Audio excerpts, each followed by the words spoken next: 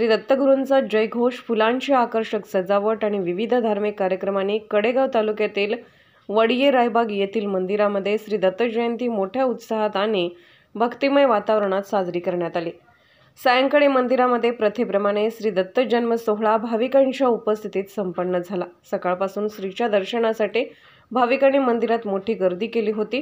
श्री दत्तगुरूंच्या जयघोषाने मंदिर परिसर दुमदुमला होता। दरवर्षीप्रमाणे यंदाही वडिये रायबाग येथील श्री दत्त मंदिरामध्ये श्री दत्त जयंती निमित्त प्रकाश इनामदार, डॉक्टर पंकज इनामदार आणि इनामदार कुटुंबियांच्या पुढाकारातून विविध धार्मिक कार्यक्रमांचे आयोजन करण्यात आले होते।